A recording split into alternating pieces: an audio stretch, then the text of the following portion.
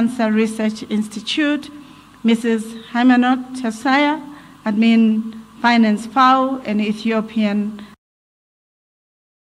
Alumni Chapter, members of the National Representative Council, members of South African and Ethiopian governments, alumni conveners in different countries present here in the venue and virtually, members from the media fraternal present and virtually, members of Unisa community and other university stakeholders present and connected virtually, distinguished members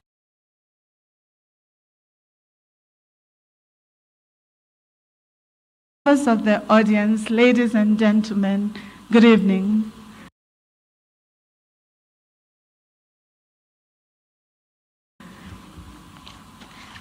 I'm truly elated and it is my singular privilege and honor to welcome you to this important occasion marking the celebration of a milestone of this august institution, the University of South Africa. Unisa was established in 1873, and by any stretch of imagination, this sesquicentenary is a significant milestone, meaning the 150 years. It represents longevity, resilience, creativity, innovation, and my own colleague, Professor Tong,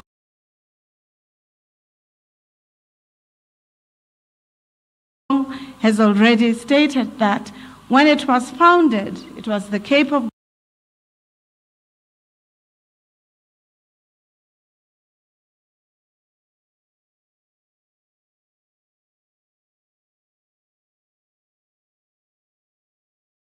Good Hope, and it was first established in South Africa as the first distance education in the world. This is quite important because it means Africa, 100 years and 50 years before the COVID-19, had also already seen the imperative of allowing people to studying as they were working and to working as they were studying. Africans across the continent and diaspora can be immensely proud of this unique innovation that Unisa has added to human civilization, but also a contribution of Africa. So today we are celebrating the grandmother of higher education in South Africa,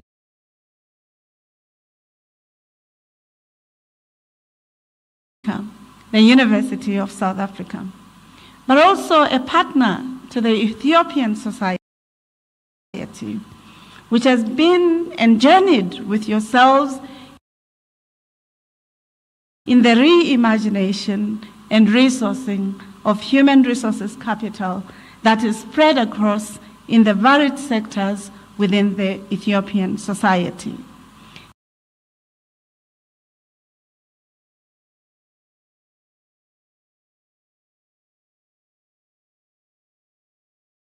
Today we've gathered here in partnership with the Department of International Relations and Cooperation as part of a commitment to science diplomacy in Africa, but also in the global arena. To this, we are grateful to Minister Pando for her foresight and leadership, for this partnership also could not have manifested without the investment therein of South African government and your own government. More importantly,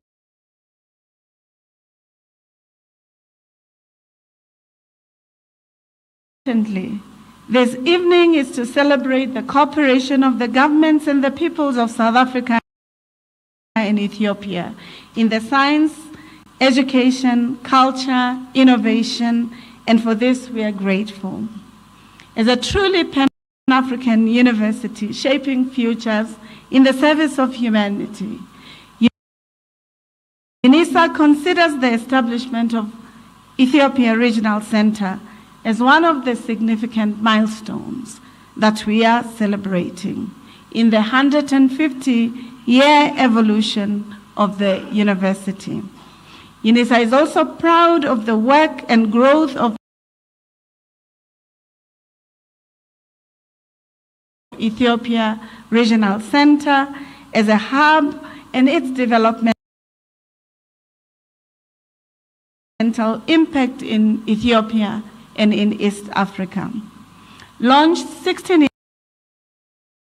years ago, Ethiopia Center was established through the bilateral agreement between the two governments as stated earlier on. It wasn't just for Africa to accessing higher education. The vision was not just to build a united, developmental and prosperous Africa. The vision was also for us to looking at how we come together to imagining and investing in the future of Africa as an important partner but leader in the world. And this is something that we're greatly proud of and are appreciative. When our leaders, the presidents of Africa, engaged in the global arena around the contribution of Africa in peace building, in security, these are outcomes of the knowledge arenas that are humanizing, that are creating relationships that are undergirded by peace, which are relevant to the current context. As a university, we are also looking into improving digitization systems and expanding higher education, including the uptake of local and international distinguished scholars and students who are showing interest in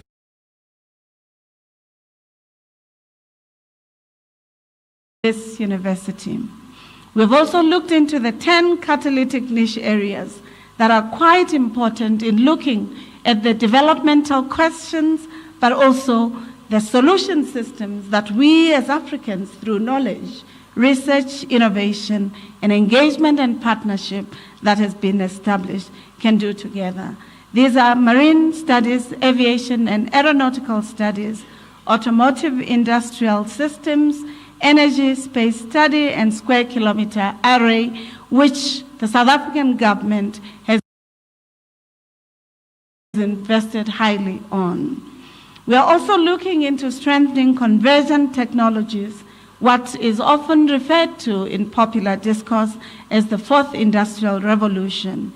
Natural sciences become quite pivotal in this context, as it is the strengthening of humanities, sciences, health studies, medicine, feminist and womanist and Busadi theorization, including strengthening of core curricular activities. As Unisa, we're deliberate when we say we want to engender Africa's intellectual futures. We do so knowing that to reclaim Africa's intellectual futures is about remembering Africa, her knowledge systems of the past, the present, and the future, her technologies that sometimes have not been pivoted or projected. We know too well that Africa's ontologies, cosmologies, and epistemologies have been obscured, discredited, othered because of the predominantly, sometimes, Eurocentric ontological and epistemological orientations. And therefore, our strategy is to prioritize Africa in the world as Africa within itself. Finally, colleagues, we recognize, as our colleague Amina Mama reminds us, that it is in the cooperation and the regional experiences that locates us within the academy. Freedom family, just as an aspect of a much broader freedom struggles, for broader freedom of all Africa's people, women, men, and children, we reminded ourselves that education is not an elite indulgence, but a public good. We reminded ourselves that education is not an elite indulgence, but a public good, offering an important route to freedom and progress for Africa's oppressed, marginalized majorities. And we are appreciative that our own countries are looking to ensuring that inclusive and modern education is appreciated and becomes a pivot point. As a practical expression of these sentiments, colleagues, just 3 weeks ago at the Association of African Universities, a charter of transformative research collaboration hosted by Unisa, the University of Bristol in Windhoek, Namibia, created a charter around how we as Africa's institutions engage with the global arena as we do with ourselves. How do we cooperate? How do we invest in quality leadership? And how do we ensure that this university that has been the home of leaders, the home for Africa's knowledge system, the home for President Mandela, President Beki, President Ramaphosa, President Aristide, and many other illustrious scholars and leaders in our continent, we would like to ensure that the 150 years become even more meaningful in the next year, and wish you all the best and welcome you to this important celebration. You're welcome to the University of Leaders, the university that's a partner to the continent, projecting Africa's civilizations, knowledges, and technologies. Thank you.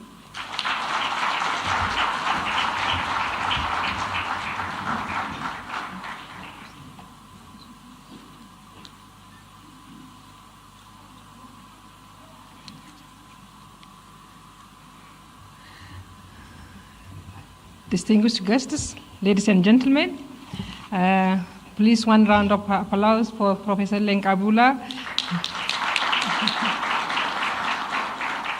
Thank you very much for that. Now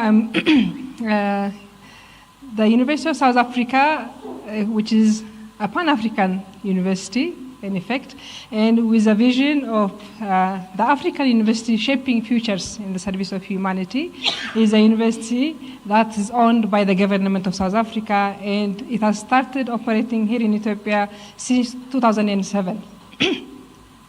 Since Unisa started operating in Ethiopia, the home in Ethiopia is the Ministry of Education, because we are talking about education, and the government has given us to the Ministry of Education, which is really, I cannot avoid just to appreciate the contributions and the partnership the Ministry of Education always shows us. And I really want to recognize the fact that our colleagues in the ministry are always very welcoming, very supportive, and we are having a very good relationship with them. We really thank them for that. And with this, I want to call upon the Honorable Minister of Education, Professor Brhanu Negga. But before I want him to come to the podium, I just want to remark one very important point that he and his ministry are doing currently. It's a breakthrough and a very strong and important relationship in producing quality education in Ethiopia. He is working so hard in changing the education platform to become really fit for the education and for university, for higher education system, and also starting from the basement. So I really want to acknowledge him and recognize him so much for doing this big important breakthrough through the Ethiopian education quality system. With this, I really want to welcome and call upon Professor Brhanu Negga, the Honorable Minister of Education of Ethiopia. Thank you.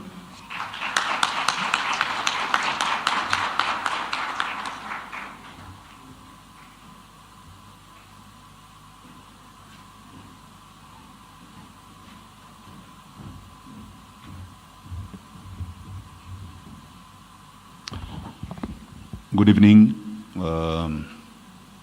Excellency Madam Minister. I cannot say anything beyond that in terms of excellencies. My protocol thing is not very good. So, Excellencies, all of you, how are you? Welcome to this very important, in my view, celebration of 150 years of a place where people can get together and sit and think, seek knowledge, seek truth.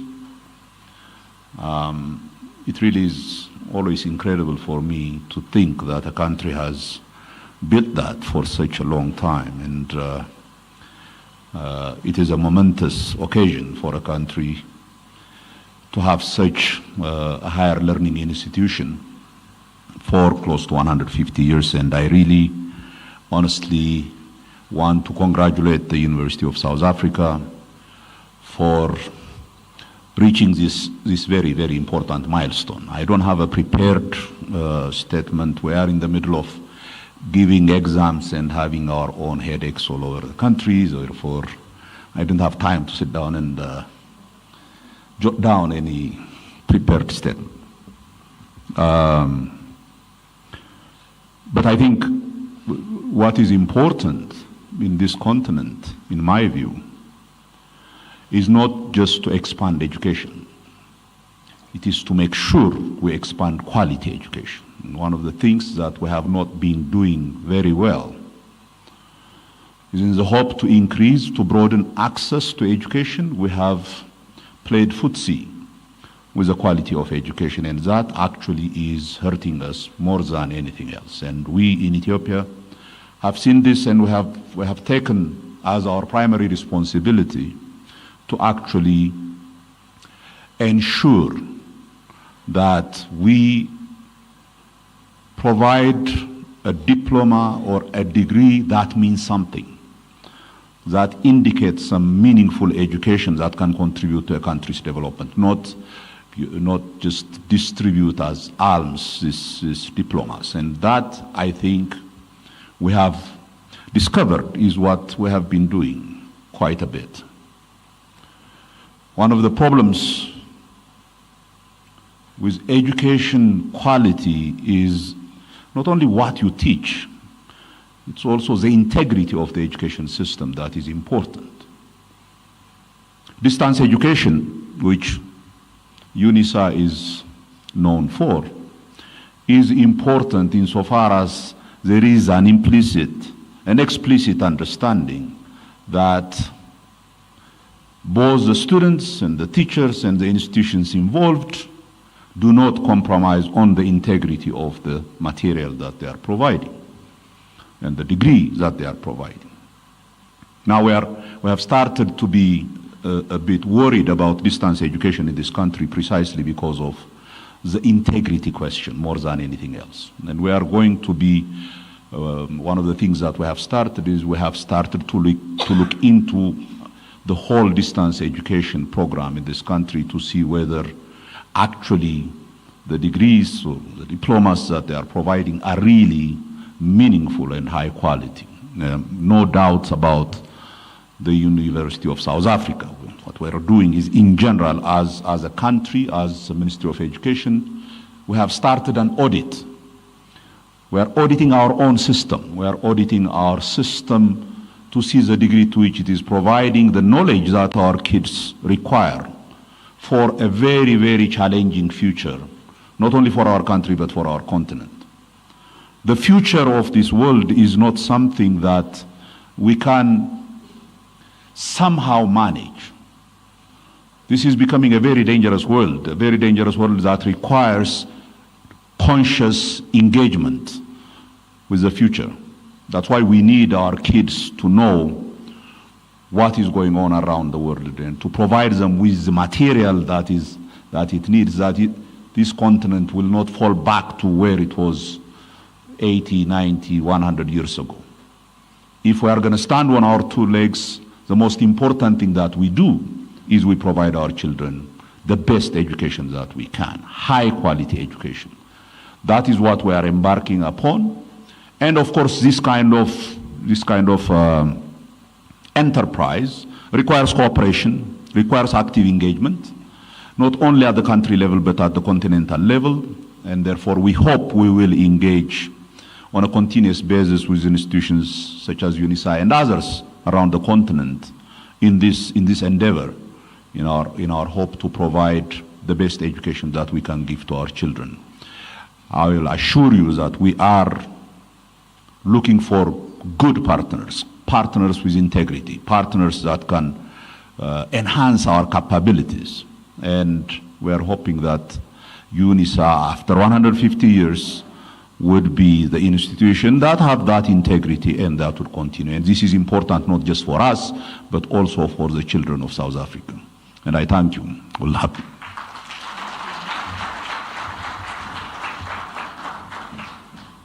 Thank you, Minister, Professor Nega. Before I ask our Vice-Chancellor to do the introduction of our keynote, I'd love to call it a keynote. DIRCO says it's a public lecture by Minister. I would love to recognize a number of persons that are here. We are very pleased that today we do have Mr. Pillay Munisami, who is representing SADC. We are pleased that you are here. We are very pleased there are a minimum of 5 countries from the diplomatic community that are present today. For us as Unisa, and of course this was made possible through our collaboration with DIRCO, we see this as testament or as acknowledgement of the work that we do. I would love to recognize His Excellency Mr. Kos, an ambassador from the embassy. I would love to recognize Ambassador Kamara, representative from the Embassy of the Republic of Mali. I would love to recognize His Excellency Dr. I think it's Her Excellency, Dr. Kasa. I think it is Yesi Kasa, because I met her. It was such a lovely occasion to speak to her, and she related to me how she was the first female Vice-Chancellor of a university in Ethiopia. May we give her a round of applause. She was recognized by the government of Ethiopia for this achievement. And ladies and gentlemen, by the way, today, 31 July, is also the 61st anniversary of the Pan-African Women's Organization.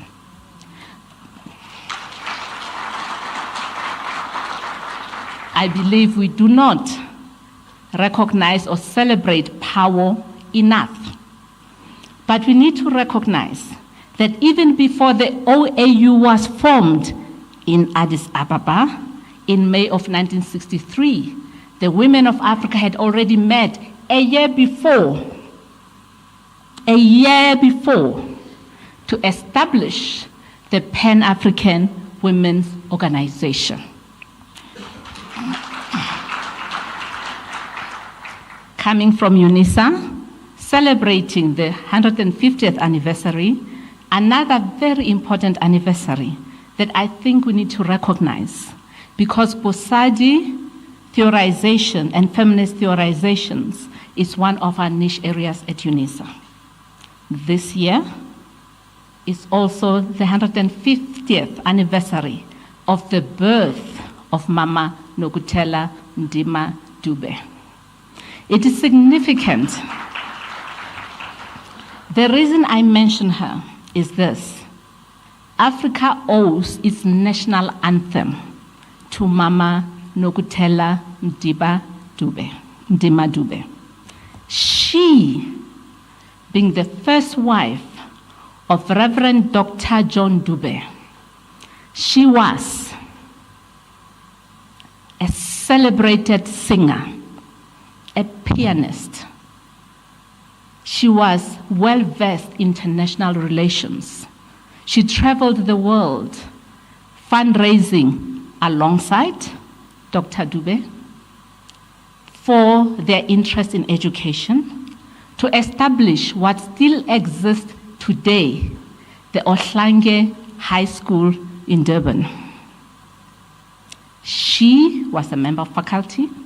She developed the curriculum for Ohlange Institute, A number of our notable politicians, including our very first deputy director in South Africa, the first deputy president in South Africa, Dr. Phumzile Mlambo-Ngcuka, studied at Ohlange Institute, established by Mama Nokutela Mdiba-Dube. This year being the 150th anniversary of her birth, I think it just goes so well as we celebrate at Unisa to celebrate her as well.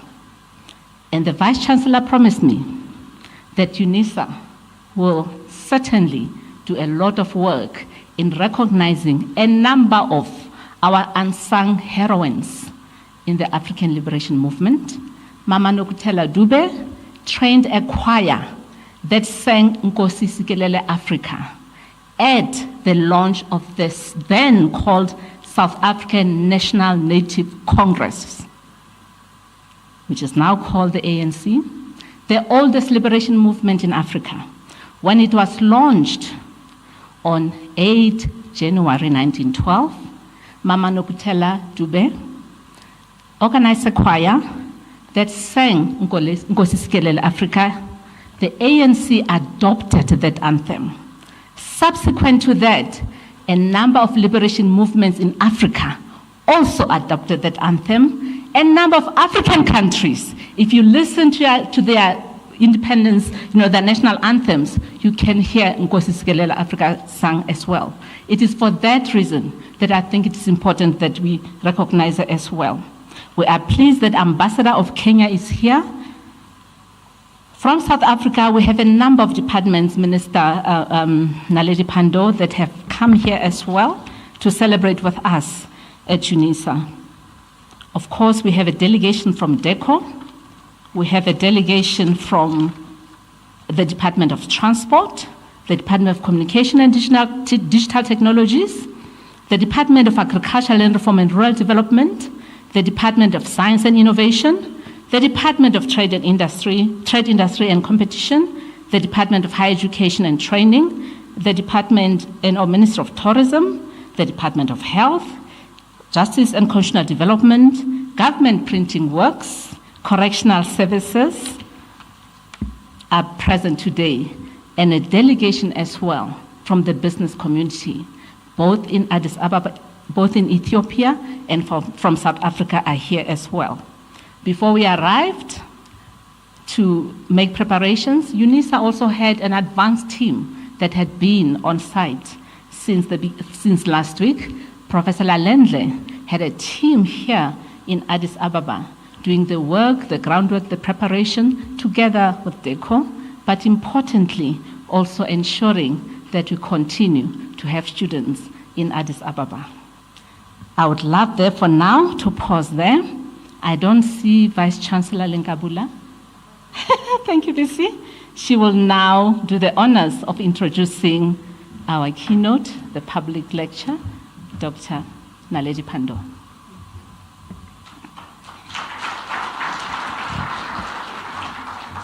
Thank you, Dr. Tong. Let me, in addition, remember Ambassador Mukhtar Kedi.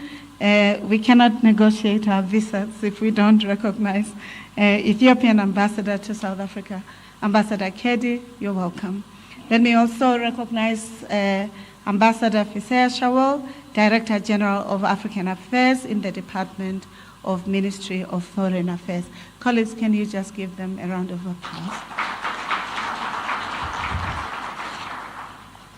I'm truly honored, colleagues, to introduce to you the Minister of International Relations and Cooperation of the Republic of South Africa, Dr. Naledi Pandor. What is even more exciting is because Dr. Naledi Pandor is the South African Minister of International Relations and Cooperation. She became a Member of Parliament in 1994 at the dawn of our liberation and has amassed impressive experience in positions of public office, including as the Deputy Chief Whip for the African National Congress, the oldest liberation movement, and continuing in leading in the National Assembly from 1995 to 1998. She was also the Deputy chairperson of the National Council of Provinces in 1998 and its chairperson in 1999 to 2004. Her experience in the education policy planning and leading the higher education systems, science systems sector, and including the TVET colleges.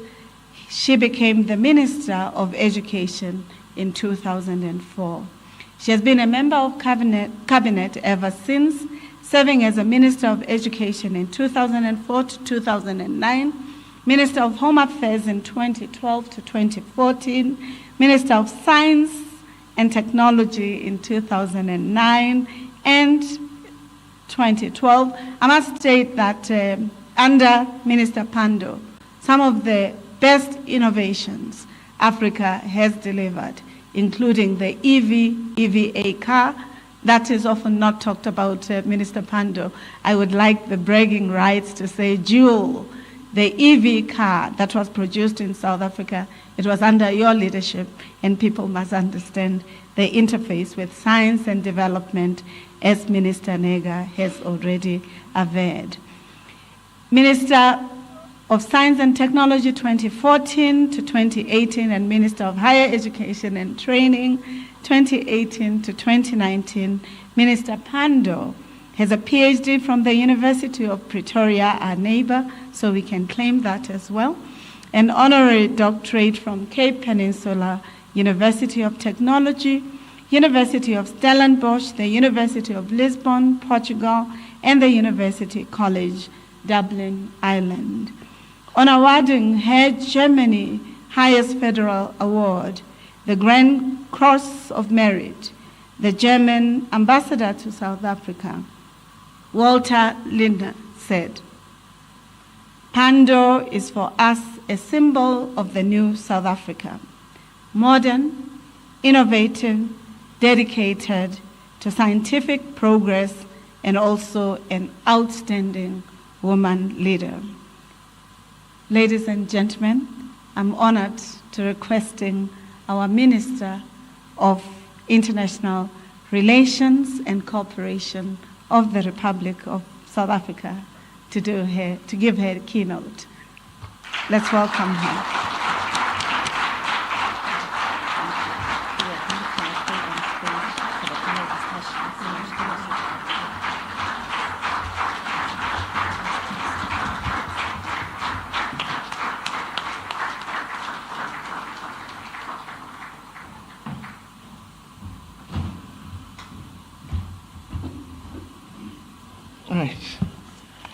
Thank you very much, Vice-Chancellor, for that very kind introduction.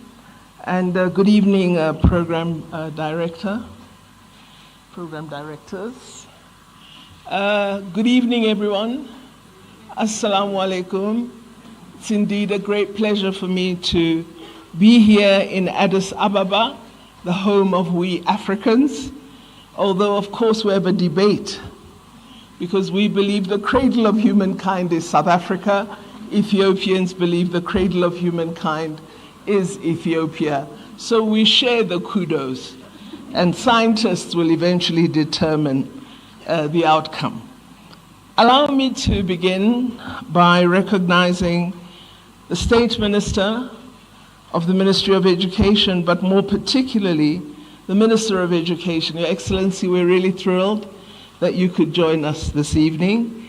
And of course, all the ambassadors who are our permanent representatives to the African Union and representing their countries in Ethiopia. Excellencies, warm greetings to you all. It's a great pleasure to be with you this evening and not to be fighting with you in the African Union in Nelson Mandela Hall. Not dealing with ambassadors today, but normally I do. Allow me as well to recognize our own Ambassador Mukhtar Abdu, the Ambassador of Ethiopia to South Africa, and of course the Vice-Chancellor of the University of South Africa.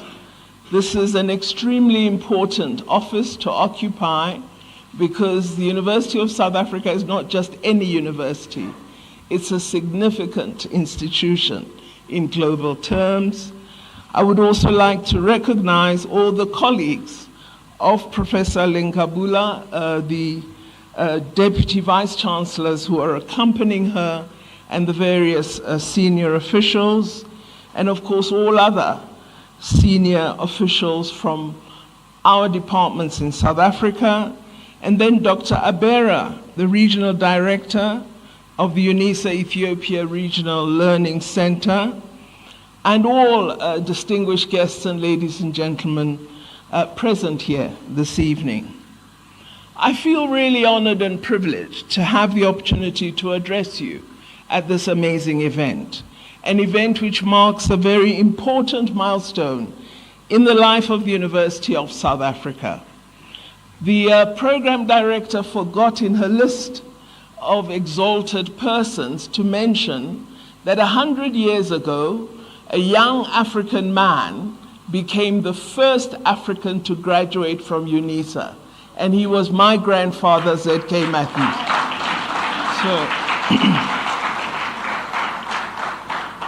I'm especially pleased that Unisa, in planning for this evening, has chosen the very significant theme of science diplomacy, reclaiming Africa's intellectual future into the next 150 years. There can be no more important theme than that particular one, because we are challenged as the continent to ensure that we develop and hone our intellectual resources in a manner that will contribute to significantly advancing the development of our continent. We have an abundant presence of human resources, a very, very well-populated continent. But as His Excellency the Minister has said, we've not put the opportunity of human development to the best use possible. And we are challenged to do that. And so the theme of reclaiming our intellectual future is an extremely significantly important one. We have been told that in 1946, Unisa became the first university in the world to adopt an open distance education model. At that time, I remember they say it was called learning by correspondence through the Unisa Division of External Studies. The foresight and agility are what have seen Unisa adapting its practices through different iterations over the years. And now we celebrate it still standing, still strong, 150 years later. Of course, you will all remember that institutions of higher learning as well as education institutions were confronted from 2019 on our continent with a very significant challenge of the COVID-19 pandemic. And many of us in government spent nights thinking about how we would respond, and particularly how the education sector would respond to the challenge of COVID-19, given that contact was a very serious threat of raising infections. I'm sure Unisa didn't debate this issue of how to continue to offer quality education, because they had confronted the subject of virtual education over many, many decades. And so they were one of the universities that were able to respond speedily and smartly to the challenge of the COVID-19 pandemic. And I think the fact that they had really begun to mature the offerings of distance learning, they were able to easily refit their digital offerings to ensure that their education programs could continue. And I think it's important that whenever we think of Unisa, we think of congratulating it for being innovative and foresighted, because this is absolutely imperative. I believe that celebrating an institution that is 150 years old is an important celebration, not just for South Africa, but for the entire African continent. And with respect to Unisa, it's a celebration for the globe. The reason I say that is that an institution such as this one offered something very different to those who wished to study. If I was a woman who was working as a nurse in a hospital and I wanted to acquire a BSc in public health, I could continue with my nursing profession while I studied for that degree through a distance institution such as Unisa. And I could be assured that that program that I'm following is a quality program and that I will become a senior professional in the nursing sector of health professions. So I think it's really important that we, as Africa, recognize Unisa as being a life-changing institution for many people, particularly in our context and on the continent for the working class, who don't often enjoy the opportunity for the elite contact universities that are extremely expensive for many of our working class communities to afford. With Unisa, you could follow 1 or 2 modules or 3 or 4, depending on your financial ability, depending on where you were in terms of your studies. So I think as a contributor to human resource development, it has played an extremely important role. I've often been concerned at the fact that on the African continent, we don't have significant numbers of PhDs, and in particular, significant numbers of full-time researchers. Minister, when I was Minister of Science and Technology, everybody used to call me Dr. Pando, because they thought no person can be Minister of Science if they don't have a doctorate. At the time, I had 2 Masters of Arts, so I thought maybe I'm close, to a doctorate. But being a very honest person, I eventually became embarrassed and uncomfortable at continuing to say, no, I'm not Dr. Pando, and saying it at a podium. And I thought, okay, I better make this real. And so at quite a senior age, I decided to pursue my PhD, and I actually successfully completed it. So today when they say Mrs. Pando, I say Dr. Pando.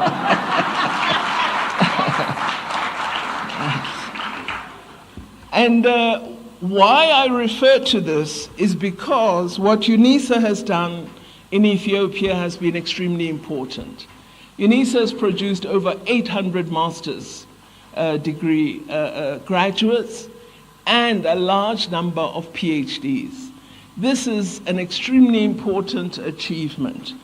But what I hope we will do with those graduates in the theme of reclaiming Africa's intellectual futures, I hope that we will use these graduates to be full-time researchers in our various ministries, our departments, and our public institutions, so that through their research and the skills they've acquired, they would inform the kind of changes we wish to see.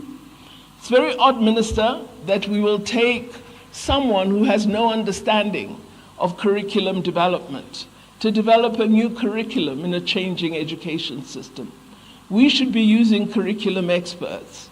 We don't use statisticians to gather data that informs us about what we should do with our education system.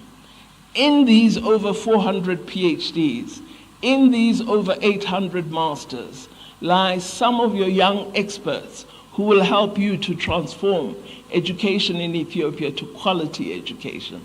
So use these graduates to good effect, because that is what is meant by reclaiming your intellectual capital. We have produced many graduates, but our young people feel their intellectual capacity is not being utilized on our continent. And we have to give them an answer by providing them with the opportunity to play a role in the transformation of our society. So, for example, if we wish to introduce digital learning, you can't take a 50-year-old to do that. Sorry to the 50-year-olds.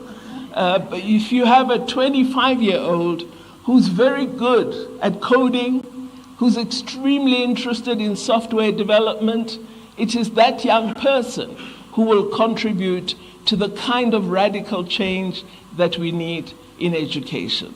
So I think let us use the intellectual capability we have created to make the difference in our societies.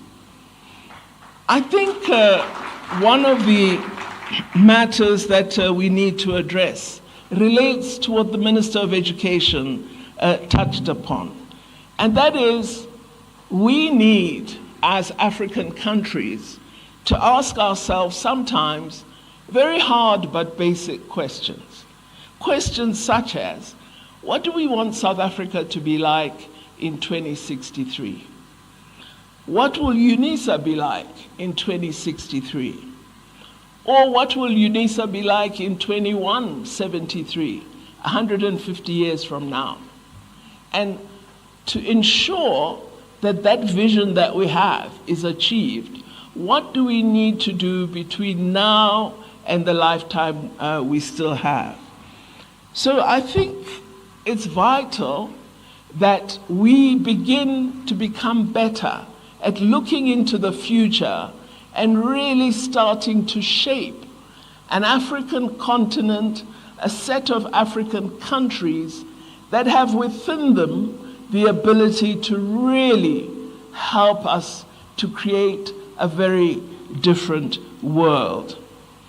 What kind of contribution do we want the university, which will be based here, the campus here, to make to Ethiopia in terms of training future scholars, future professionals, and in generating new knowledge? One of the challenges that we have on the African continent, every development plan you read of each of our countries, and we've all written them, has the objective of eradicating poverty. But if we were to sit down and as academics and analysts look in detail at the plans that we have, I think it would be quite difficult to say in 10 years' time we would have reduced it by 10%, because the how is missing from our plans. And so it's vital that, again, we utilize our intellectual resources, our universities, to help us to shape the future and to develop concrete plans that actually work. I am really of a mind that our universities need to be generators of new knowledge, as the best universities in the world are. But what we must not do is believe we become the best by being like the West. We must become the best by being quality African. And I think this is the challenge that confronts us. We must respond to our African reality. We must develop innovations that address Africa's challenges.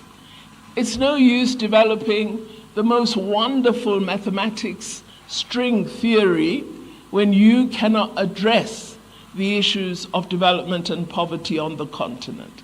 So I think when we again talk of this recasting of our intellectual capabilities, we have to find a way of responding to our challenges.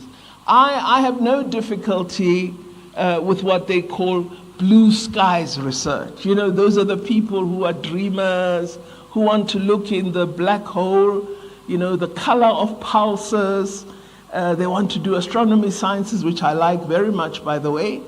But what I would like to know from them is if we have in one African country 200 informal settlements, which are shanty towns, how do we transform them to smart cities?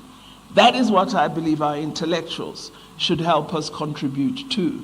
For me, that will be blue skies research, because it will never have been done anywhere before. But we don't regard that as a research issue. We look at other things, and I believe we need to direct ourselves to those questions that respond to the deepest challenges our continent is confronted by. For example, in the health sector, thousands of Africans die every year of sleeping sickness, as it's called. Why are we unable to find the solution to this? Why have we been unable to address the issue of a vaccine for HIV? As African scholars and intellectuals, why haven't we, since the Second World War, found a new treatment for tuberculosis? We must answer these questions because these are problems deeply affecting us as Africa, and our inability to resolve them render us the prisoner of other systems rather than the determinant of our own future. So these are the challenges I place before you. Of course, all countries must have the ambition of advancing their scientific and technological development. We've seen that in the 21st century, all of us are really challenged, and we cannot answer some of these questions through international scientific diplomacy, an area that I really have a great interest in. And essentially, what international science diplomacy promotes is the development of real partnerships in which we work together through science and technology to respond to the range of knowledge challenges that we must confront as institutions and as the continent. Science diplomacy can be used very effectively as part of the efforts of a country to improve that intersection between science, technology, and international policy. The global community has acknowledged the work done by the American Association for the Advancement of Science. And I must boast here that I received an award from this association for promoting science diplomacy. They have done a great deal of work to ensure that they popularize the cause of science diplomacy. Now, what is often a challenge for us? We do have many of our scientists that participate in international science research groups, but a lot of them tend not to be principal researchers.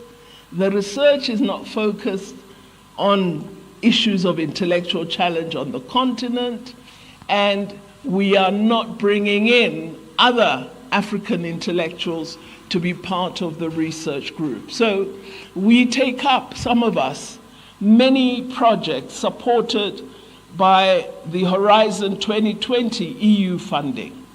But we don't really focus on research that has the subject as the continent. And I think for us, science diplomacy doesn't mean I'm partnering with a scientist in New Zealand.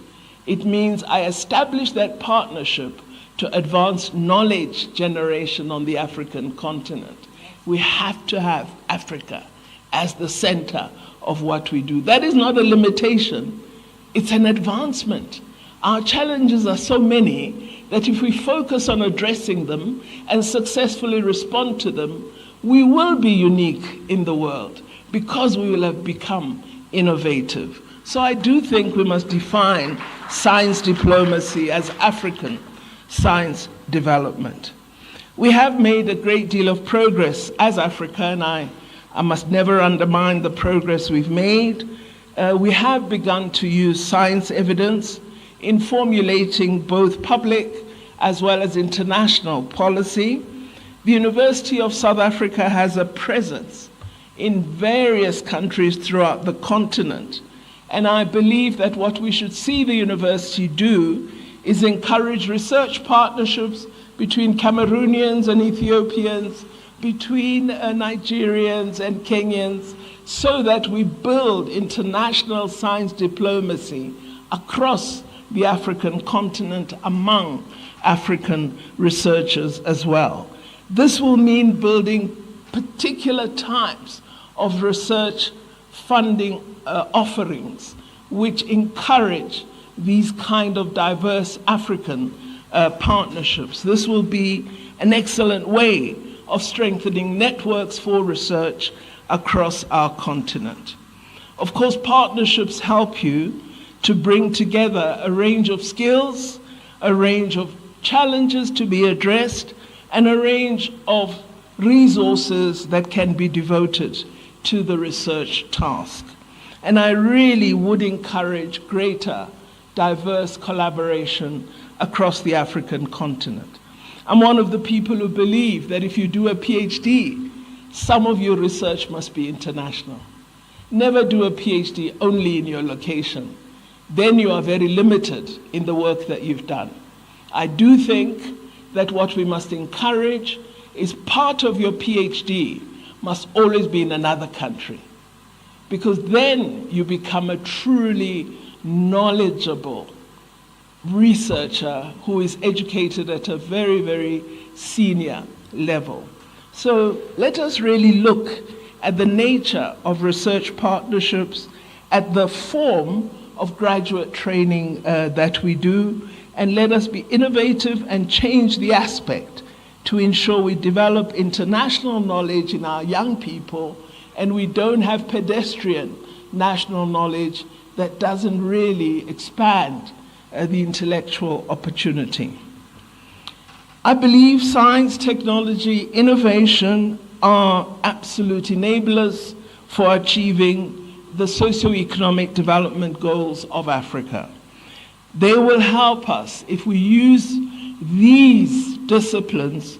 They will help us to build on our vast ecosystems of bilateral and multilateral relationships driven by shared values, common interests, and policy imperatives. I think we must develop such science and research networks and collaborations. We should look as researchers at how we give effect to the achievement of Agenda 2063, because it's us as Africans who must influence its successful implementation. Agenda 2063 has a range of priority areas.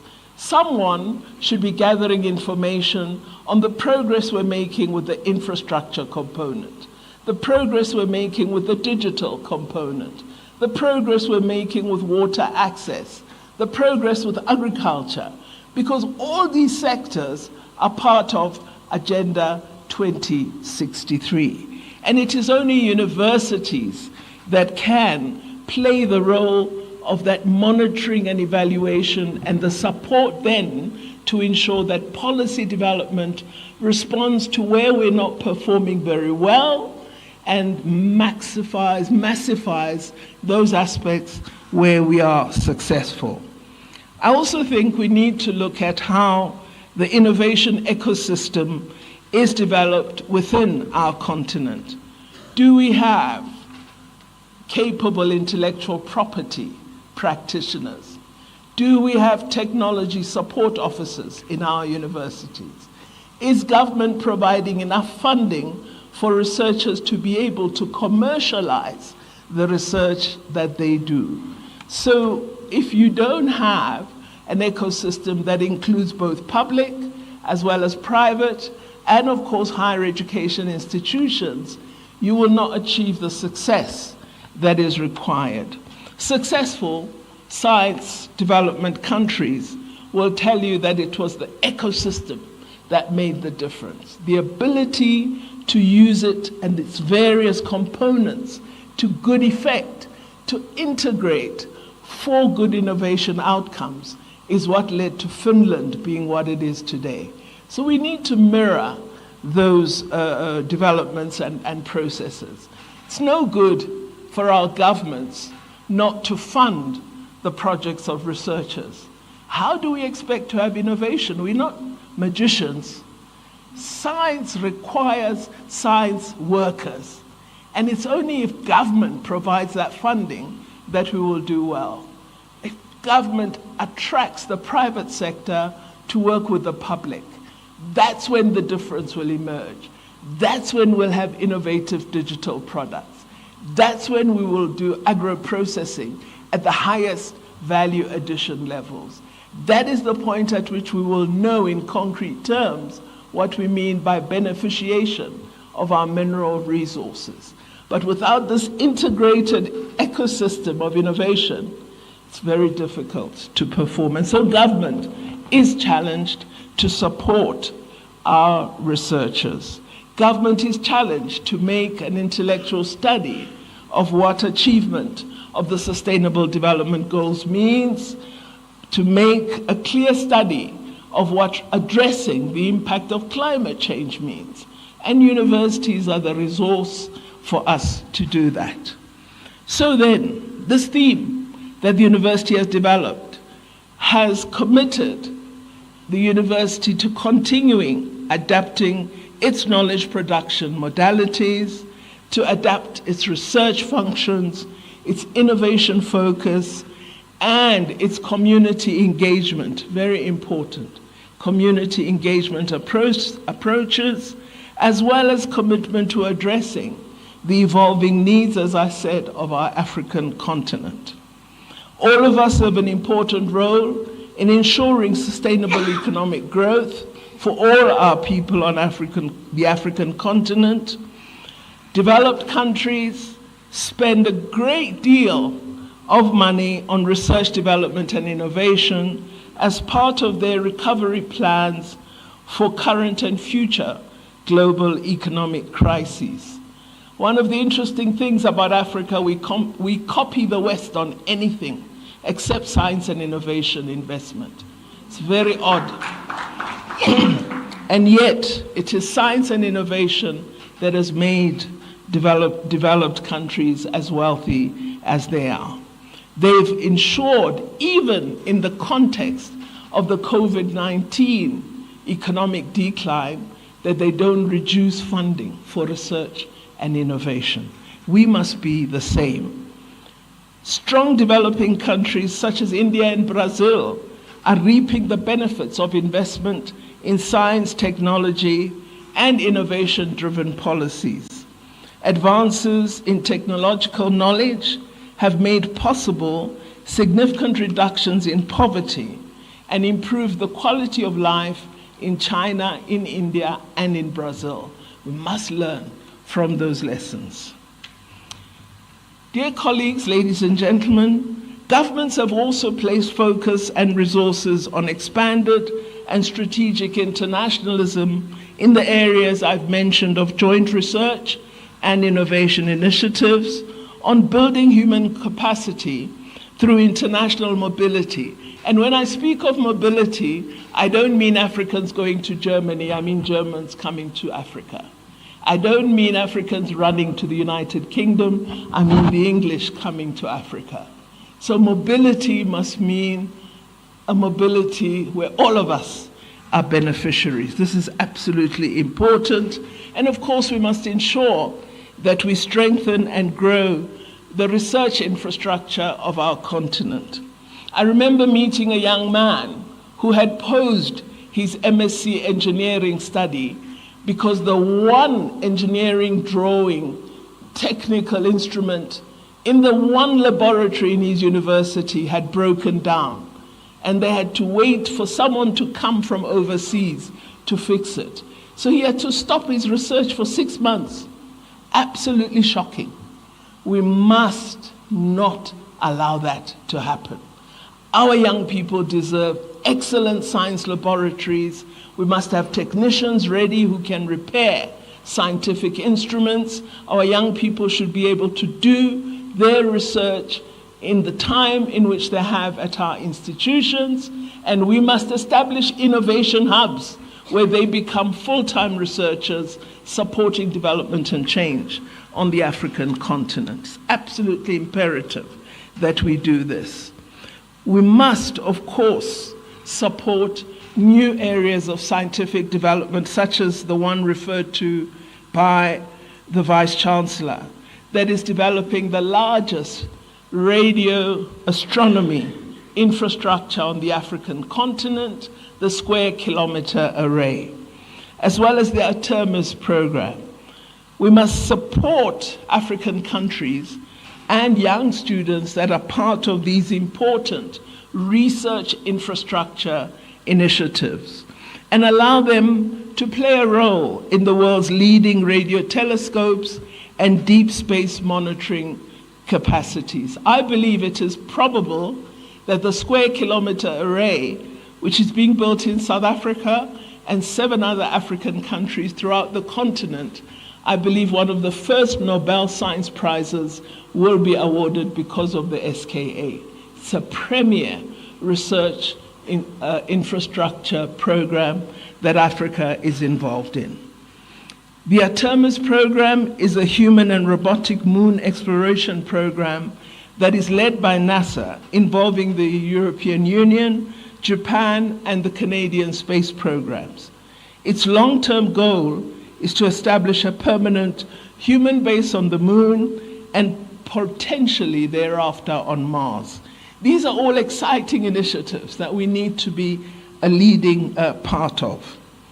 What we've also seen is science has helped us to have a better understanding of complex global crises, such as climate change, the erosion of biological diversity, as well as pollution throughout the world.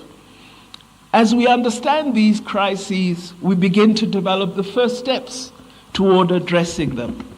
I'm really pleased that with the outcomes that were secured at the recent COP27 summit on the shared threat to our environment, science played a key role in the final decisions. At a bilateral level, I'm really happy at the successful cooperation in the field of science between South Africa and Ethiopia. And I'm pleased that that cooperation includes endeavors in space science and technology. The project is implemented by the South African National Space Agency and the Ethiopian Space Science and Geospatial Institute. We must harness this cooperation and make it work to the good scientific success of Africa. Of course, what must happen, is that we should also see deeper dialogue between policymakers and innovators, particularly scientists. As politicians, we are very afraid of scientists. You see, they're very frank people. And because they're analytical, they don't come to you and tell you what is nice. They tell you, Minister, your agricultural policies are ruining the potential of food security in the future. Please look at them. And if you've developed that policy as the minister, you get very angry.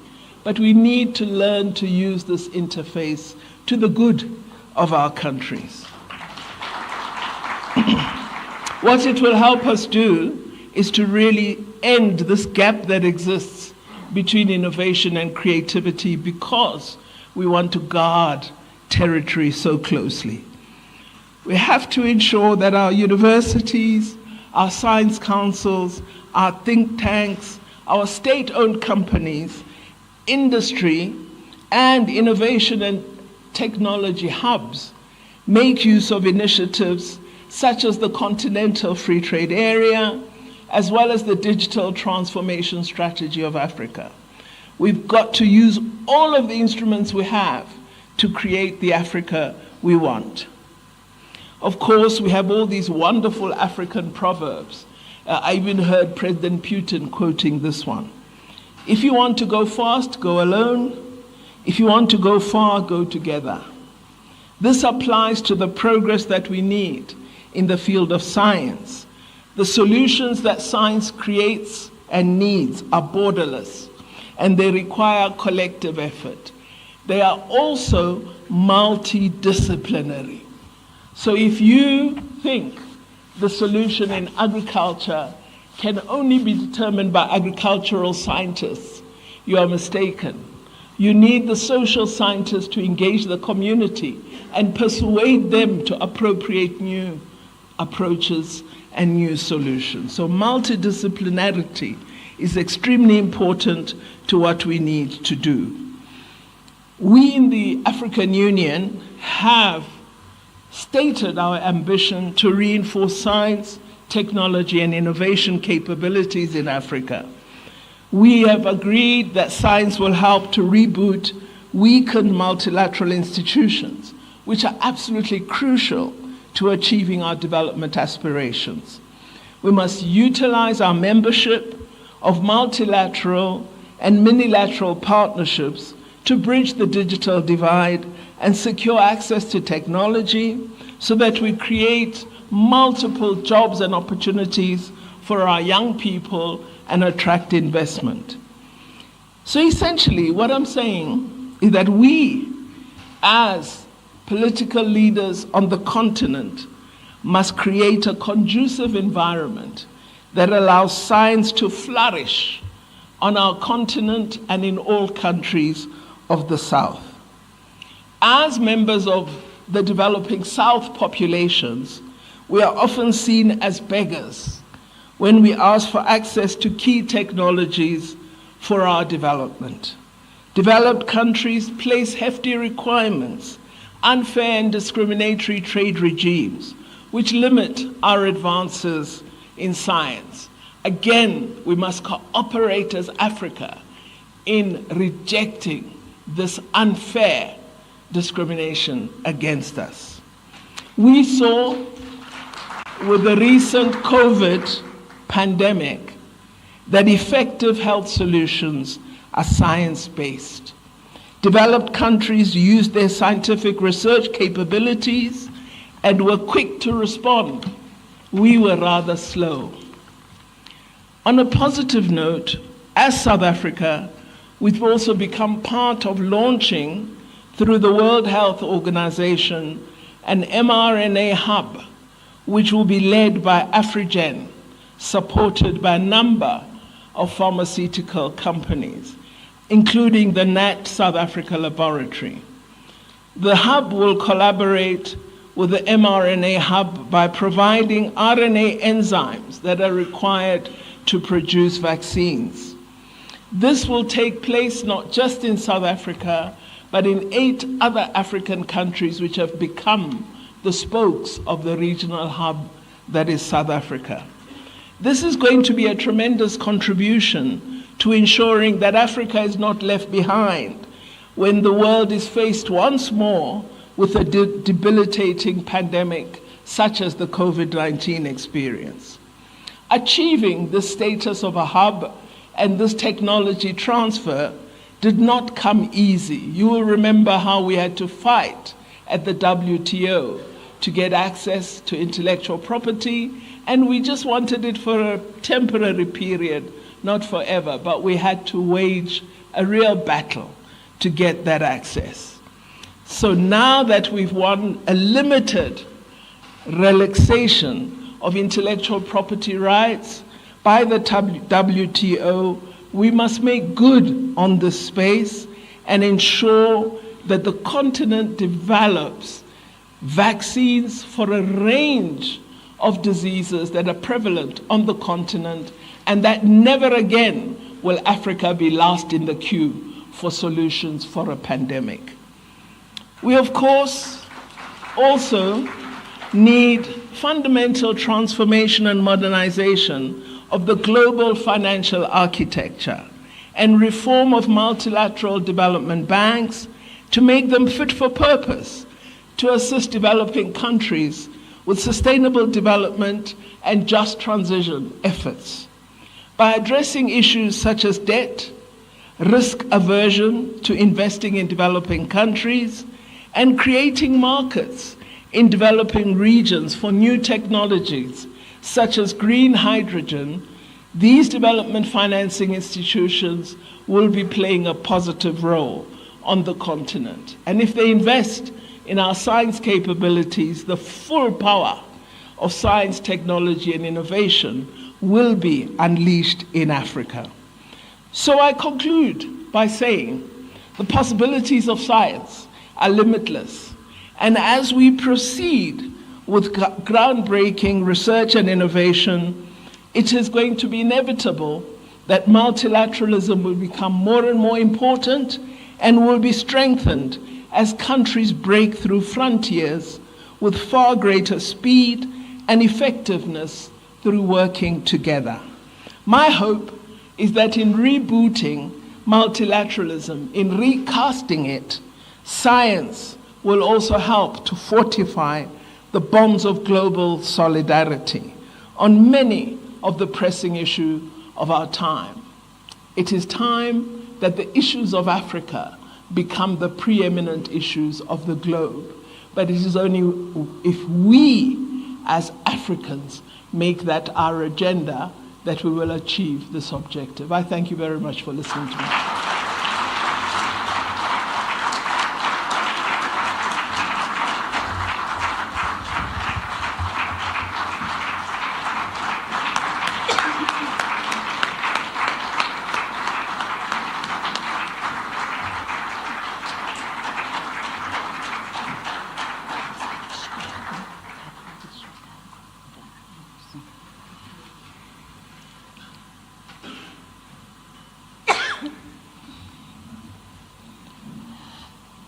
Thank you very much, ladies and gentlemen.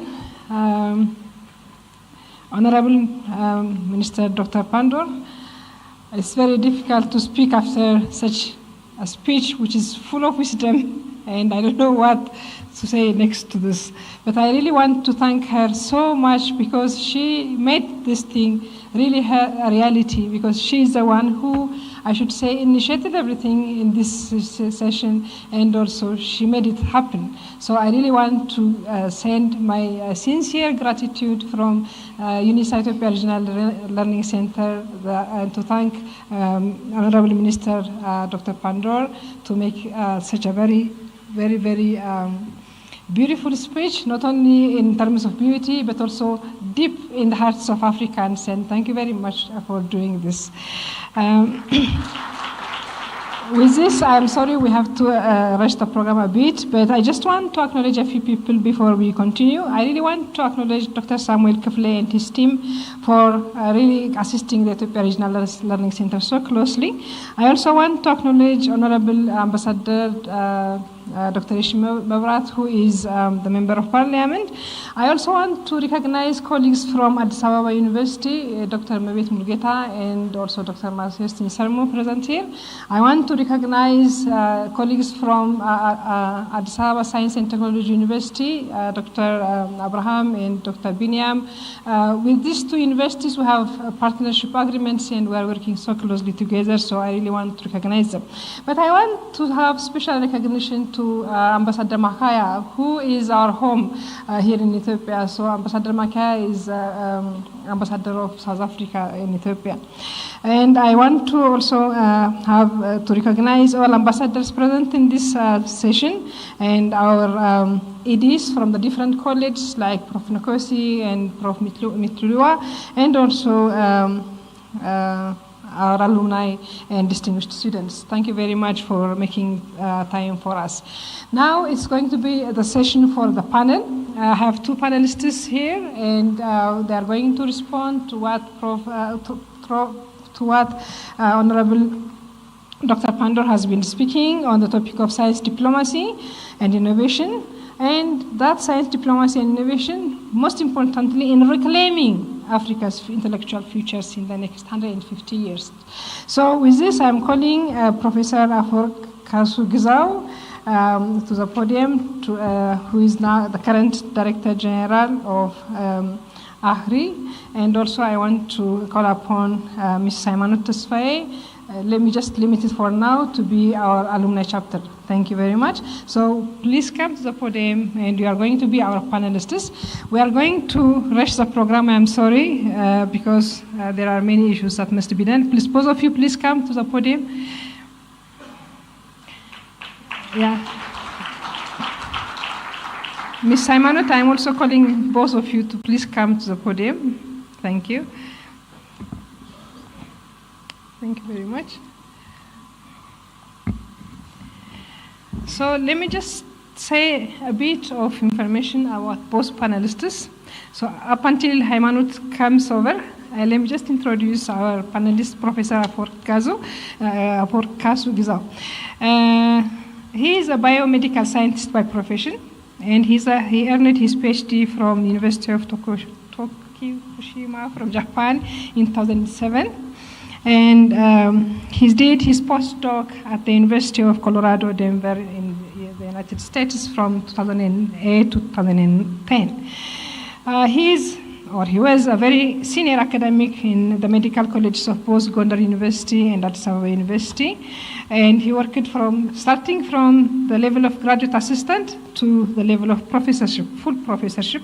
I think he was a professor maybe because he was even certified. So he really made it so fast, and he published more than 140 articles in accredited journals. From 2015 to date, he assumed different positions in the government, and so notably, I just want to mention the ministries that he has been working as state minister. Honorable Dr. Pandor, he has been state minister of Ministry of Science and Technology. He has been state minister of Ministry of Foreign Affairs. He has been state minister of Ministry of Science and Higher Education. So he's too close to your heart in many of his experiences.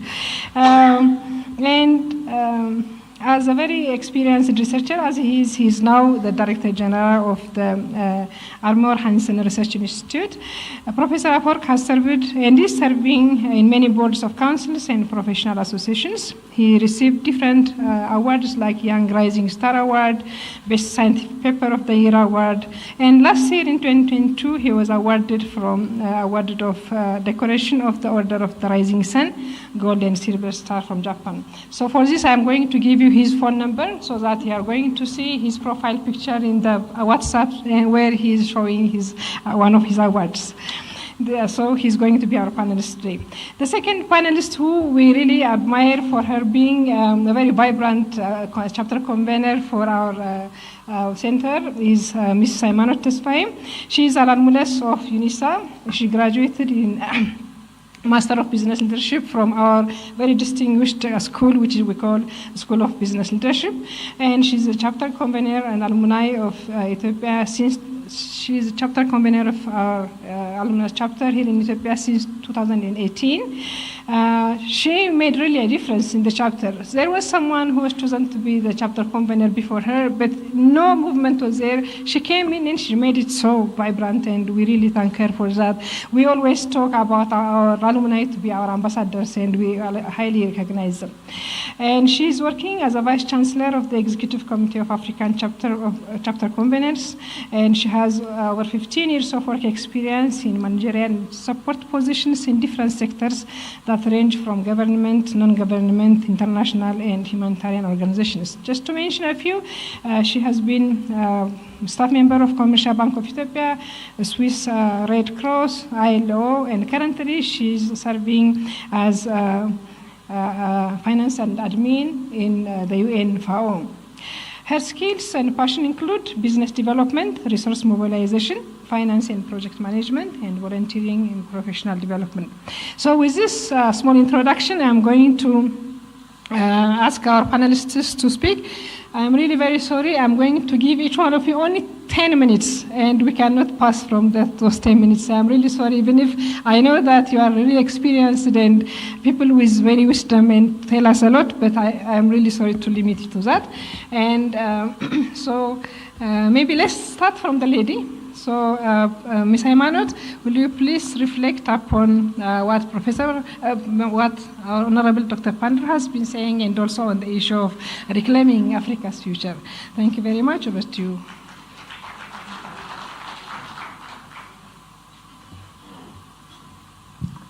Thank you to Dr. Zoke for the introduction, for the brief introduction, and it's really a pleasure to be here.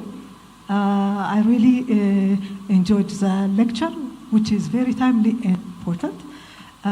It's really important that we as members and the community should be able to provide and support the university in its endeavor to develop research and developments and its endeavor to expand its footprint throughout the continent, Africa.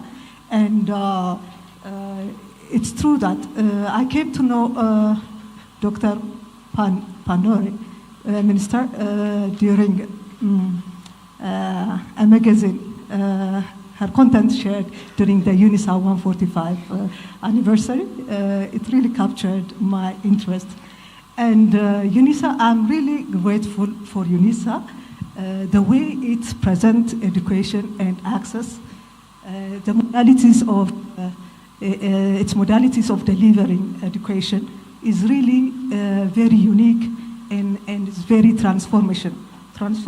I, on behalf of the Unisa Ethiopia, would like to really appreciate the University of South Africa's commitment in Ethiopia and the very good collaboration, which we think can be shared to the rest of the continent.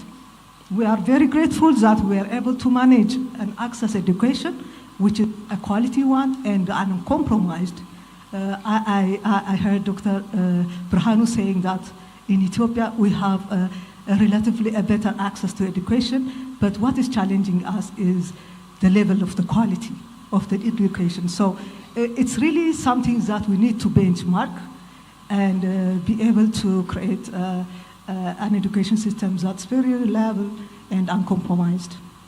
And regarding research and science, I believe it's a time where we give a high priority, and I could really understand the urgency and the need of developing science, research, and development, because we are going to and living an area for the industrial revolution.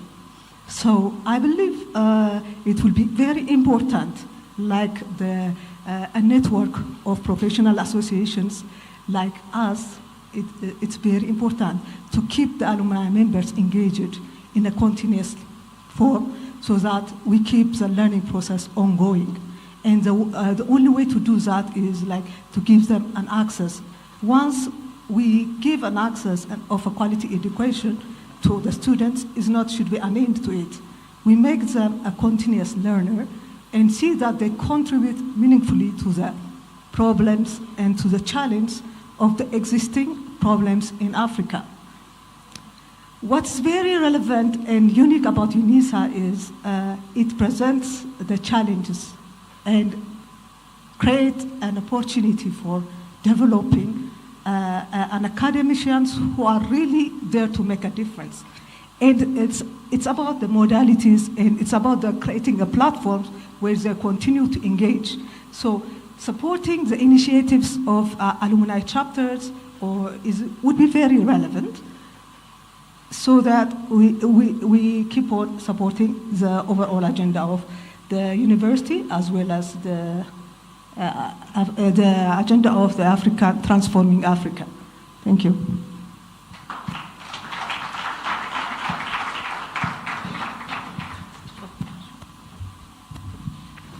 Thank you for making it even before the time. So do you want to have 15 minutes by taking her 5 more minutes? Thank you very much. Over to you, Professor Afwerk. Thank you very much, Dr. Zegge and Unisa, for the opportunity. Excellencies, Minister from South Africa, Dr. Pandor, our Minister, Professor Brhanu, our State Minister, Dr. Samuel, Excellencies, Ambassadors, members of the diplomatic community, academicians, members of the extended family of Unisa who are present here. For me, as generously presented by Dr. Zegge, as a senior African professional with experiences in diplomacy, science, education, technology, innovation, etc., getting such a podium and trying to address the contribution of Unisa on this very special day is a unique opportunity. So I would like to thank Unisa for giving me this opportunity. And then I would like to thank the organizers for bringing us together For us in Addis Ababa, having this kind of gathering is not very common. People leaders from different walks of life, leadership areas have gathered here to celebrate the 150th anniversary of Unisa, to celebrate the achievements of the past, and to pinpoint and discuss on very important areas for the coming 150 years. Thank you very much for that. Her Excellency, you touched almost everything, not only Unisa, but also the higher education system in our continent and beyond shall focus in the years to come. The current innovation ecosystem in Ethiopia, in South Africa, and other parts of Africa is challenged. Excellency, you rightly cited all the important areas we need to focus in making sure that the innovation ecosystem works. That is an area where I wanted to contribute as discussant. One, we have a lot in Africa, but we are not making use of what we have in Africa. For that, we need an innovation ecosystem that also embraces our indigenous knowledge. Unless we tap on the very rich knowledge we have in our communities, we cannot address the various challenges that are facing Africa.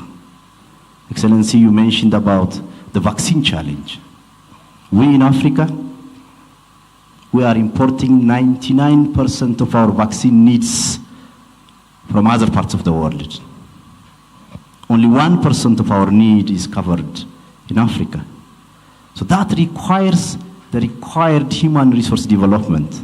That is the challenge we give today to Unisa and other African universities to come up with the right intellectuals to fill the big gaps in human resource development. Infrastructure is another challenge. When COVID hit the world and Africa, we were very much challenged even to test our first few samples. We had universities doing the polymerase chain reaction and other PCR technologies required to test that kind of challenge, but we are not ready. So the infrastructure, the facilities, the technologies, they have to be there. We have to also, as again excellently presented by Her Excellency, we have to invest for research and innovation in Africa. Investment for research and innovation is not a little investment.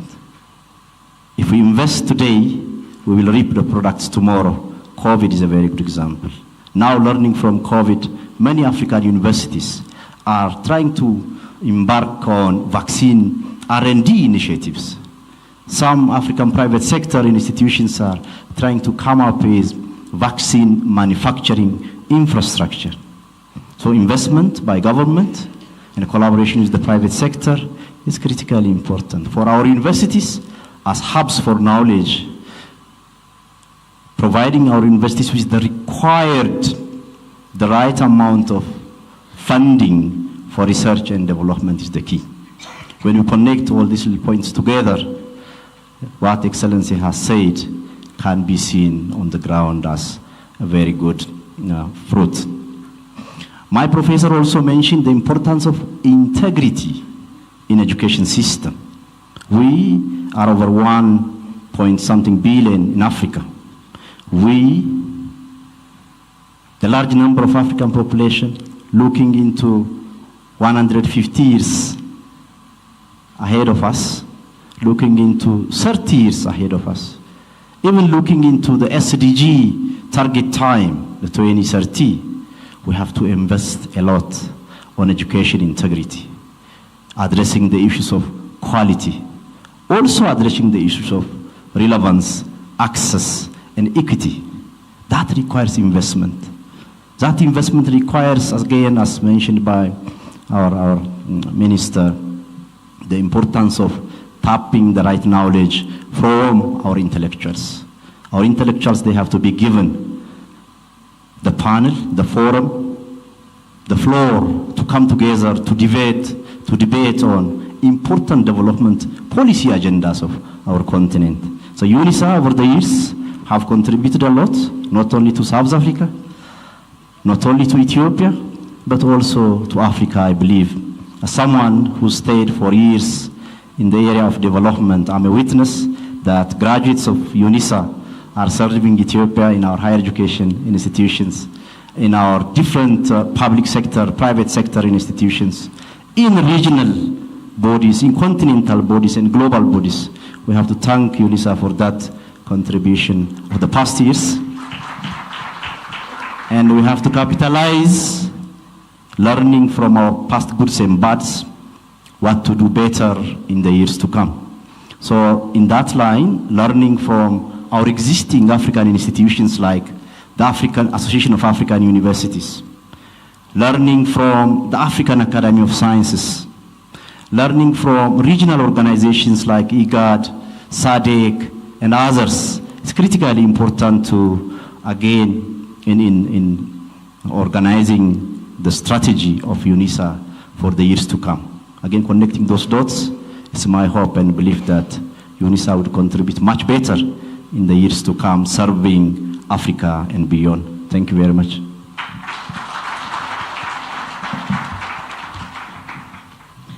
I cannot thank the panelists enough because they just made it before the time, because we are short of time, and I'm really happy that they have made it. And thank you very much for that.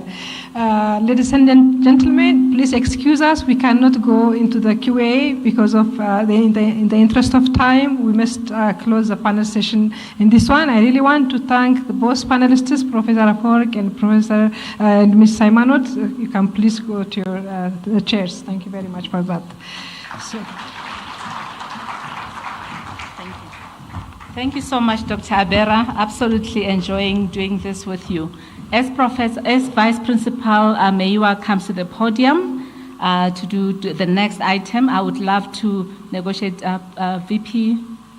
Thanks. As you are walking up, earlier on, I did not mention by mistake to acknowledge the Ambassador of the Republic of Angola, the Ambassador of the Republic of Egypt, of Botswana, Mozambique, as well as from Eritrea.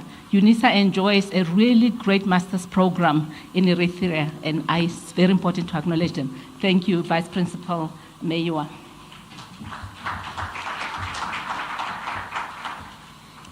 Thank you, Program Director. My principals have acknowledged everybody. I'm not going to acknowledge, but just to express gratitude on behalf of UNISA. We've been called upon to revolutionize. There's a call from the Minister, a call from our respondents, the call from the Vice Chancellor that Africa we want to see, we've got to see. That it must be an Africa that's fit for purpose. Now, with the short time that I have, I want to start off by acknowledging one of our African leaders, Kwame Nkrumah, whose words very much reverberates what we've heard this afternoon to the evening. He says revolutions are brought about by men and women who think as people of action and act as people of thought, a close quote. And indeed, with acting as people of thought, we have been, through what's been shared, given plans, given platforms, and given what we need to do. And at the heart of it, as a leader within the University of South Africa leading research, it has very much pointed to me that we need to have operational plans that have targets and that are very cognizant of the fact that we cannot work alone. We've got to be having interactions, to be having inclusive cooperations that are public-private partnerships, and in so doing, we'll be able to find solutions that are based and emanate from evidence and experiential research. And the research, of course, cannot just happen without the investments that needs to happen for us to be able to enjoy innovation, for us to actually catapult technology that is very much existing within Africa. And doing so, we shall indeed be supporting all the aspirations and all the calls that have been made thus far. And at the heart of it all, youth, the young academic, the young person, man and woman, has been put at the center of that. And through, as I end, policy making as well as researchers having the dialogues in all of what has been called upon to revolutionize all that we need to see for the Africa that we want to see, Africa that is fit for purpose. Thank you. Thank you, thank you, thank you, thank you. Professor Tenjiwe Meiwa was shy to let you know that, in fact, the campus here at Addis Ababa reports to her. So, in fact, she is our point person from a Unisa perspective who is liaising with the campus here, the government, etc. Honorable Dr. Naledi Pandor, we didn't forewarn you, so please excuse us for this. You and the Vice Chancellor, we are going to ask you to come and ceremoniously cut the cake of the 150. May I please request, and we really appreciate your speech earlier on was so much on fire. I didn't get time to thank you for that as well. So ladies and gentlemen, we move now directly to the next item on the agenda, which is the cutting of the Unisa cake. IT people, you know what you need to do? Please do your magic that we discussed.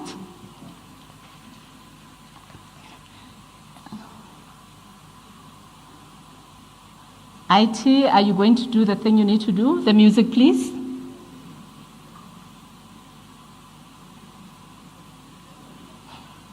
Now, this is so awkward. We're waiting for the music so that... Thanks. While we do all of that, I want to acknowledge Ambassador Tselane Mokoena and her team. Great work, absolutely have done great work in assisting us to put today's event together. I see Vice Chancellor standing.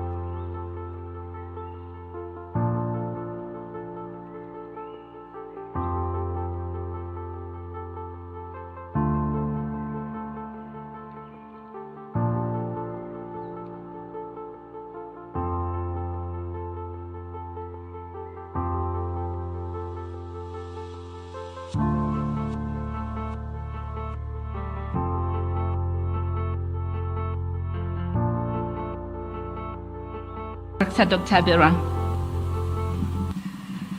Thank you very much. Thank you very much, colleagues, for everything. I really want to say thank you for the ceremonial session. Your Excellency, Dr. Pandor, and my Vice Chancellor, Professor Lange Obra, can I just say that Africa is not a continent? For me, Africa is a country.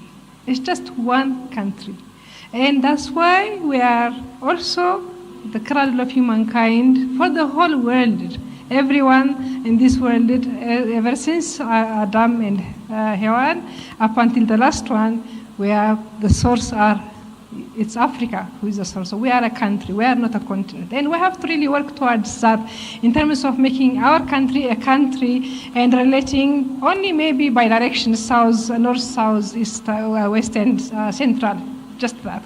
So I really look forward to the Africa of that type, not in next 150 years, but maybe in next 20, 30 years. Thank you very much for that. So with this, we are coming to finalizing our program in this venue, and I want to call upon His Excellency Ambassador Kolisa Makaya, head of the South Africa Embassy in Ethiopia. He is also responsible not only for Ethiopia, but regional countries like Djibouti. Thank you very much, Your Excellency Ambassador. Please give us a vote of thanks. Thank you so much.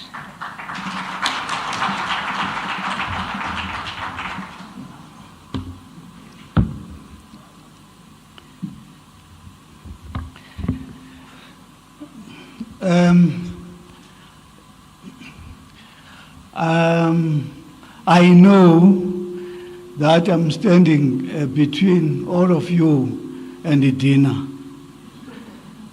And because of that, out of respect to my boss, Honorable Minister Pando, I'm going to summarize the very good remarks that were prepared by the embassy.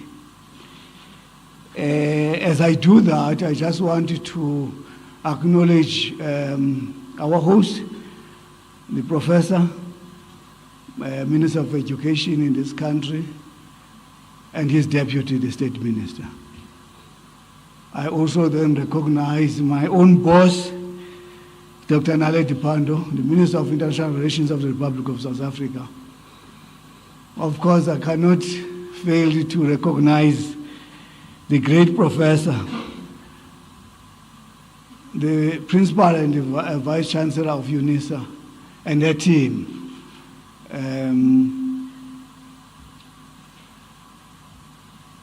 My sister, Honorable Minister, in the past 2 years, she used to come to my office almost every third day, screaming. But now she's no longer coming to my office. So maybe something good is about to happen.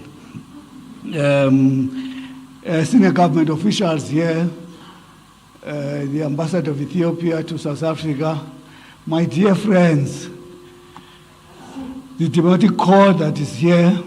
Here we've got ambassador of Cameroon, of Mali, Malawi, Mauritius, SADR, Western Sahara, Ethiopia. We've got Angola, Ambassador Miguel, and then our sister Ambassador Jean from Kenya, our famous Binyami of Eritrea, and the representatives of various embassies that are here, Minister. Minister, I need to say up front that I received not less than 20 apologies from the ambassadors, African ambassadors accredited to Ethiopia. they would have loved to be part of this great celebration. But I think there was a bit of a short notice in terms of the notification, and many of them already taken a bit of a break. And of course, the first one to confirm her attendance is our neighbor, Ambassador Emilia of the Republic of Namibia. She's seated there.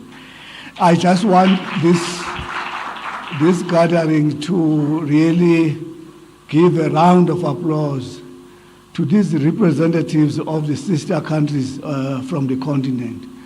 It's not an easy thing to leave everything behind to attend a function. Colleagues, we are humbled by your presence. All protocol is observed, and I just wanted to say good evening to all of you. And as I stand before you to pass a vote of thanks,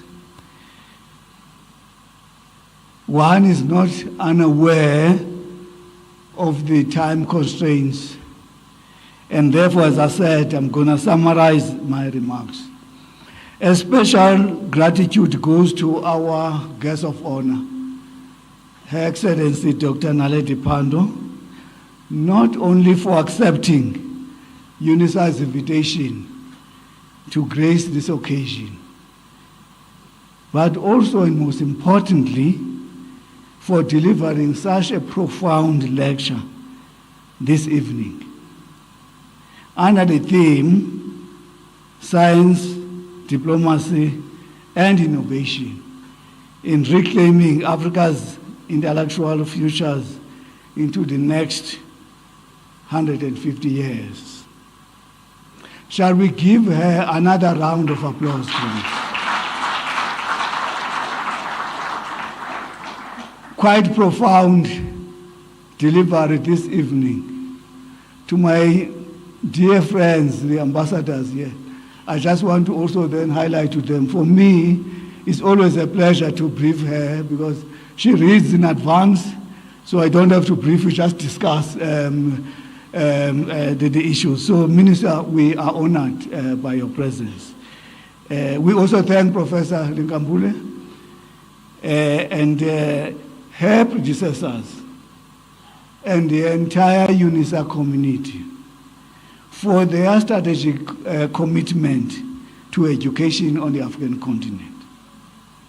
They are living one of Nelson Mandela's profound goals, which is education is the powerful weapon which you can use to change the world.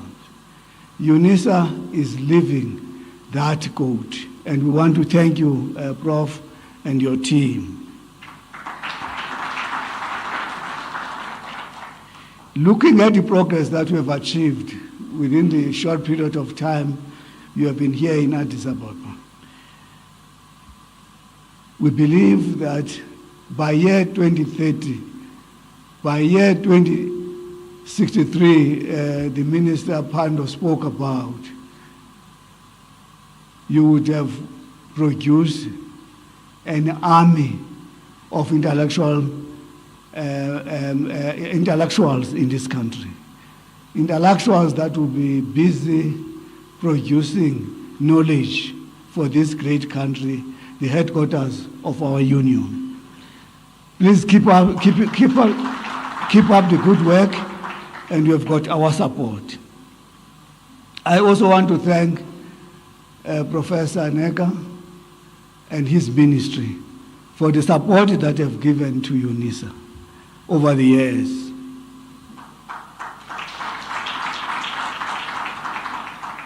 We remain hopeful, Professor, that the support that you have given will soon be manifested in finding a suitable site for UNISA, so that UNISA could then construct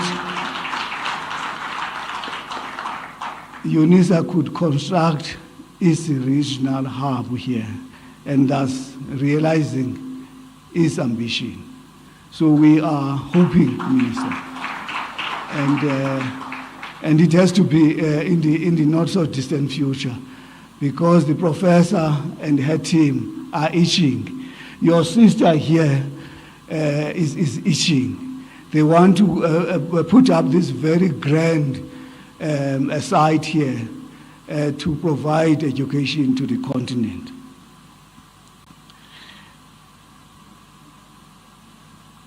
I also want to thank the colleagues who have worked with my team in the office to make this day a success. There's been a very involved process, but the colleagues have distinguished themselves. We've got this event this evening. I just want to thank you, colleagues, because without your effort, your commitment, maybe you would not be standing here tonight. Finally, colleagues, allow me to thank each one of you for making up this day and be with us this evening. And by so doing, you have contributed profoundly to the grand success of this event.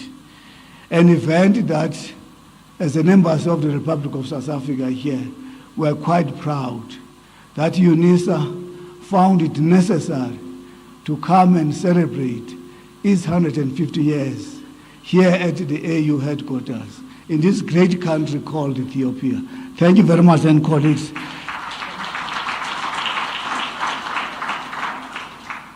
Now I need to exit the stage. You forgot, my sister, to signal to me. In fact, the minister also then signaled. Some of us are old. In my earlier life, I was hoping that I would be called doctor, but I think the age has caught up with me. Thank you very much, then, colleagues. Thank you. Ladies and gentlemen, with those words, thank you indeed, Ambassador. Absolutely, your team has worked very hard to help us make this possible. Ladies and gentlemen, I'd like to invite you to dinner on behalf of the Vice Chancellor and Minister. Dinner is going to be served in the room next door. There is a traditional music prepared. Dr. Bera said, I should let you know that you should be prepared to dance tonight. They said, a coffee ceremony prepared in the next room, and yes, you shall be able to partake of the cake as well in the next room. Mema Shari, may I hand over to your team to manage our movement into the next room. Thank you, ladies and gentlemen. Thank you, thank you, thank you. The formalities end. Thank you, thank you, thank you, thank you, thank you.